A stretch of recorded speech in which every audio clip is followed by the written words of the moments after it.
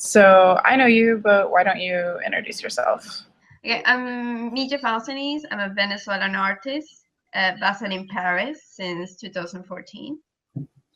And I'm editors here at Public Access. Cool. So I thought we would start with talking about the setup for this video interview. I'm in Chicago, you're in Paris, and in order for us to record this call, I had to set up Google Hangouts, which then broadcasts to YouTube.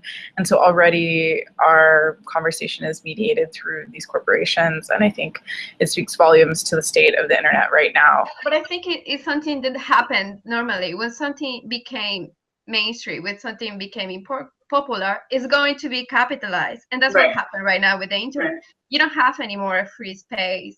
Everything is sort of controlled. It doesn't matter if you're going to listen music, if you're going to hang out on Facebook or wherever, everything is controlled by a company.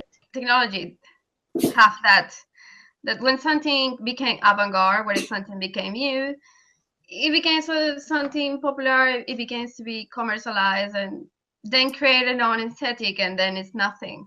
That's why we have to keep pushing the spaces and create something new and find the limit and go forward, because we continue letting these people decide how we're going to manage the internet, how we're going to use it. It's going to be the end. And so then there's this question of like, how does one find agency within the internet, within the limits of capitalism and the impact of globalization on both bodies, physical bodies, and also within this like virtual space? Well, art is going to be on the edge. It's going to always look for the limit and go forward. Yeah. So yeah, that's the exciting point of this. When some new media come, when something new happen in technology, is emotional, is completely excited. Yeah. But in the case of virtual reality, I think and augmented reality, we have like a very big spectrum, because it's not only something that is a medium, it's not only something that is a device, a tool. It's also something that it have stimulate a lot your brain. For example, the fact that you can navigate inside a virtual space, it means that your hippocampus and your brain is working together to understand that outside reality and live in it. Because when you're inside when you're inside those virtual scenarios, you don't feel like it's not real, like it's not happening to you. Our brain is completely modified to accept that moment, to immerse in that reality. And I think that's the quite exciting moment right now with this technology. Which I think is a great segue into your current work.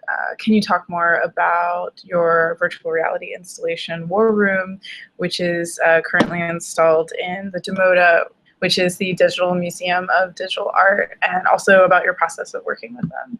Well, working for the Digital Museum of Digital Art, it was quite a challenge. First, because it was the first time that I have to build from scratch a project specialized only for the headset of virtual reality. It was excited to approach the technological part, but it was more complex to redefine what elements I have to use, because the subject is very delicate.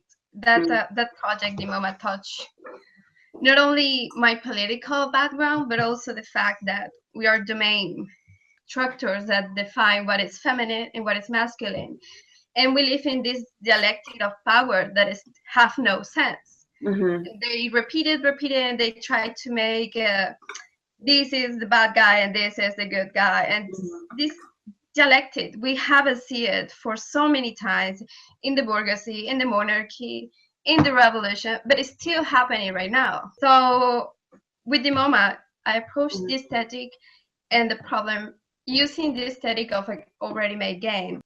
Dune is a very, very important game for my generation, because it was the first shooting video game. It was the first time that a person has the power to shoot, to kill something and move around. So for me in my childhood, that the simple act, that have the opportunity to kill without no regrets, without no moral or ethic regrets, it was shocking. It was excited, emotional.